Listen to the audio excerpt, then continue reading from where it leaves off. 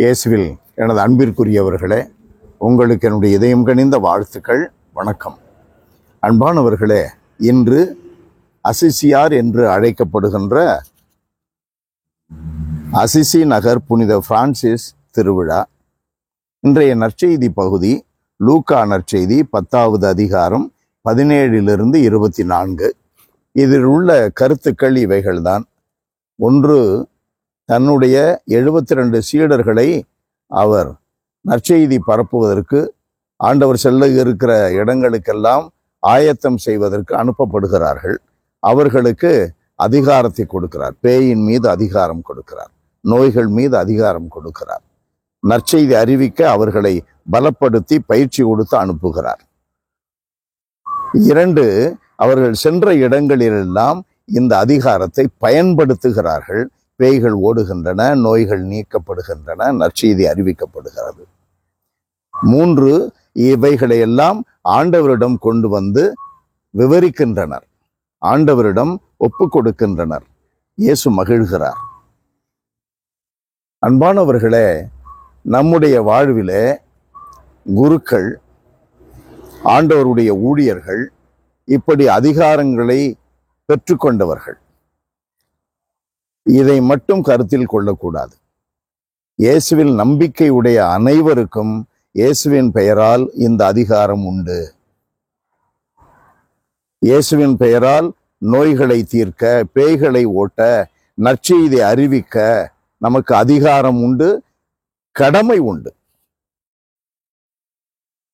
ஆகையினால் வீடுதோறும் நற்செய்தி, இல்லந்தோறும் நற்செய்தி அறிவிக்கக்கூடிய கடமையும் அதற்கான அதிகார பலமும் யாரிடம் உண்டு?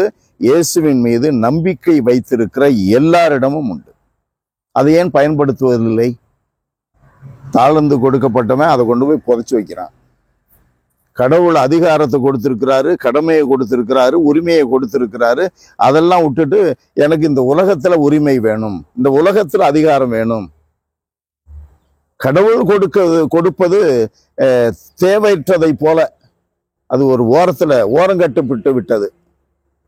மனிதனுடைய அதிகாரம், மனிதனுடைய பலம், பணபலம், இதை தேடி அலைகிறார்கள். அதனால்தான் ஆண்டவர் இன்றைய நற்செய்தியிலே சொல்லுகிறார், ஞானிகளுக்கும் விவேகிகளுக்கும் இவற்றை மறைத்தார் கடவுள். நீ ரொம்ப ஞானியா இருக்க விரும்புறல்ல, கடவுள் மறைச்சிட்டாரு.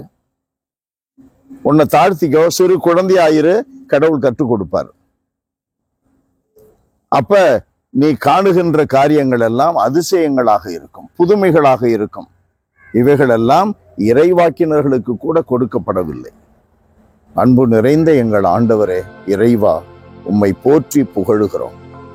எங்களுக்கு உம்முடைய திருமகன் எங்கள் மீட்பர் இயேசுவின் மீது நம்பிக்கை கொடுத்திருக்கிறீரே. இதை போல இதற்கு இணையான ஒரு பாக்கியம் யாருக்கும் இந்த உலகில் எங்களுக்கு முன்பு கிடையாது, எங்களுக்கு பின்பும் கிடையாது. அன்பு கடவுளே, எங்கள் ஒவ்வொருவரையும் இந்த பாக்கியத்தை அனுபவித்து சுவைக்க நீர் அழைத்திருக்கிறீர். அதற்கான வரங்களை கொடுத்திருக்கிறீர், வாய்ப்புகளை கொடுக்கிறீர். பயன்படுத்திக் கொள்ளுகின்ற வரத்தையும் தருவீராக. இயேசுவின் நாமத்தில் ஜெபிக்கிறோம் பிதாவே. ஆமென், ஆமென்.